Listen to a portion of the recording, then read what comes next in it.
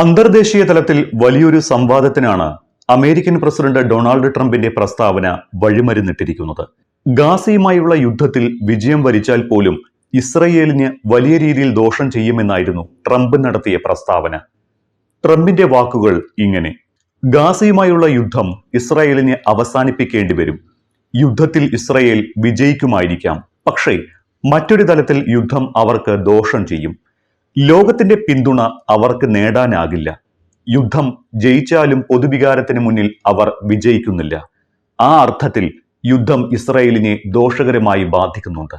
സംഘർഷത്തിന് പെട്ടെന്ന് പരിഹാരം കാണണം. ട്രംപിന്റെ ഈ വാക്കുകളാണ് ഇന്ന് ലോകം ചർച്ച ചെയ്യുന്നത്. ട്രംപ് ഇസ്രായേലിൽ നിന്ന് അകന്നോ എന്ന സംശയം പൊതുവിൽ ഉയരുകയാണ് ഇവിടെ. എന്നാൽ വാസ്തവത്തിൽ ട്രംപിന്റെ വാക്കുകൾ ഇസ്രായേലിൽ നിന്ന് അകന്നതിന്റെ സൂചനയല്ല എന്നാണ് മനസ്സിലാകുന്നത്. ഗാസയിൽ നടത്തുന്ന യുദ്ധം ഇസ്രായേലിന്റെ ജനപ്രീതി വലിയ തോതിൽ ഇടിയാക്കിയിട്ടുണ്ട്. അന്താരാഷ്ട്ര സമൂഹത്തിന് മുന്നിൽ ഇസ്രായേൽ രൂക്ഷമായ വിമർശനവും നേരിടേണ്ടി വരുന്നുണ്ട്. ഇസ്രായേലിനുള്ള പിന്തുണ മിക്ക യൂറോപ്യൻ രാജ്യങ്ങളിൽ നിന്നും കുറഞ്ഞു വരുന്നു. ഇതേ വിമർശനം അമേരിക്കയ്ക്കെതിരെയും ലോകരാഷ്ട്രങ്ങളിൽ നിന്ന് ഉയരുന്നുണ്ട്. ഈ ഒരു സാഹചര്യത്തിലാണ് ട്രംപിന്റെ പ്രസ്താവന വായിക്കപ്പെടേണ്ടത്. കഴിഞ്ഞ വർഷം പ്രസിഡന്റ് തെരഞ്ഞെടുപ്പിന്റെ പ്രചാരണ വേളയിൽ സമാനമായ ഒരു പ്രസ്താവന ട്രംപ് നടത്തിയിരുന്നു. എന്നാൽ ഈ വിഷയത്തിൽ ജനുവരിയിൽ പ്രസിഡന്റായി തെരഞ്ഞെടുക്കപ്പെട്ട ശേഷം ട്രംപ് മൗനം പാലിക്കുകയും ചെയ്തു. ഇതാണ് ഇപ്പോൾ വീണ്ടും ട്രംപ് ഉന്നയിച്ചിരിക്കുന്നത്. അതേസമയം ഗാസ സിറ്റി പിടിച്ചടക്കാനുള്ള ഇസ്രയേലിന്റെ പദ്ധതിക്ക് ട്രംപ് പിന്തുണ പ്രഖ്യാപിച്ചതുകൂടി ഇതുമായി ചേർത്തു വായിക്കണം. ഒരു കാലത്ത് ഇസ്രയേലിന് ശക്തമായ സ്വാധീനമുണ്ടായിരുന്ന അമേരിക്കൻ കോൺഗ്രസിലടക്കം ഇസ്രയേലിനെതിരായ വിമർശനം ശക്തമാകുന്നതിനിടയിലാണ് ട്രംപിന്റെ പരാമർശം എന്നതുകൂടി കാണേണ്ടതുണ്ട്. റിപ്പബ്ലിക്കൻ പാർട്ടിയിൽ ഉൾപ്പെടെ അമേരിക്കയിൽ ഇസ്രയേലിനുള്ള പിന്തുണ കുറഞ്ഞു വരുന്നുണ്ട്. ഇക്കാര്യം തനിക്കറിയാമെന്നും ട്രംപ് സമ്മതിച്ചു.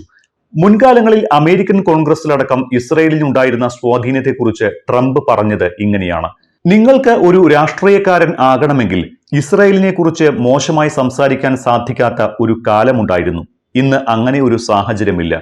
US കോൺഗ്രസിൽ ശക്തമായ സ്വാധീനമുണ്ടായിരുന്ന ശക്തമായ ലോബിയായ ഇസ്രായേൽ അല്ല ഇന്നുള്ളത് എന്നുകൂടി ട്രംപ് പറഞ്ഞു വെക്കുന്നു. ഇസ്രായേലിൽ നിന്ന് തനിക്ക് ലഭിക്കുന്ന പിന്തുണയെക്കുറിച്ചും പ്രസിഡന്റ് എന്ന നിലയിൽ ഇസ്രായേലിനെ പ്രതിരോധിക്കാൻ താൻ സ്വീകരിച്ച നടപടികളെക്കുറിച്ചും ട്രംപ് വാചാലനാകുന്നുമുണ്ട്. അതേസമയം ആഗോളതലത്തിൽ ഇസ്രായേൽ വലിയ രീതിയിൽ എതിർപ്പ് നേരിട്ടുകൊണ്ടിരിക്കുകയാണ്. ഫ്രാൻസും ബ്രിട്ടനും അടക്കമുള്ള രാഷ്ട്രങ്ങൾ ഇസ്രായേലിനുള്ള പിന്തുണ പിൻവലിച്ചു. ഒപ്പം UN പൊതുസഭയിൽ പലസ്തീൻ രാഷ്ട്രത്തിന് അംഗീകാരം നൽകുമെന്നും ബ്രിട്ടനും ഫ്രാൻസും നേരത്തെ തന്നെ വ്യക്തമാക്കുകയും ചെയ്തതാണ്. ഇതും ഇസ്രായേലിന് തിരിച്ചടിയാണ്. ഗാസയിൽ ക്ഷാമം സൃഷ്ടിക്കുന്ന ഇസ്രായേൽ നടപടിയും ഭക്ഷണ വിതരണത്തിനടക്കം ഇസ്രായേൽ വിലക്കേർപ്പെടുത്തിയതും ബ്രിട്ടീഷ് പാർലമെന്റിലടക്കം വലിയ രീതിയിൽ ചർച്ചയായി. 21 നൂറ്റാണ്ട് കണ്ട ഏറ്റവും വലിയ മനുഷ്യനിർമ്മിത ക്ഷാമം എന്നാണ് ഗാസയിലെ പട്ടിണിയെ ബ്രിട്ടൻ വിശേഷിപ്പിച്ചത്. ആഗോളതലത്തിൽ യുവാക്കൾക്കിടയിൽ ഇസ്രായേലിന് പിന്തുണ നഷ്ടപ്പെട്ടുകൊണ്ടിരിക്കുകയാണ് എന്നും അത് തിരിച്ചുപിടിക്കാൻ ഇസ്രായേൽ തയ്യാറാകണമെന്നും തങ്ങൾക്കുണ്ടായ ജനപ്രീതി നഷ്ടം അംഗീകരിക്കാൻ ഇസ്രായേൽ തയ്യാറാകണമെന്നുകൂടി ബ്രിട്ടൻ ആഹ്വാനം ചെയ്തിട്ടുണ്ട്. ഒപ്പം വെടിനിർത്തലിന് തയ്യാറാകുന്ന തരത്തിൽ അടിയന്തരമായി ചർച്ചകൾക്ക് ഹമാസ് തയ്യാറാകണമെന്ന് ഹമാസിനോടും ബ്രിട്ടൻ ആവശ്യപ്പെട്ടു.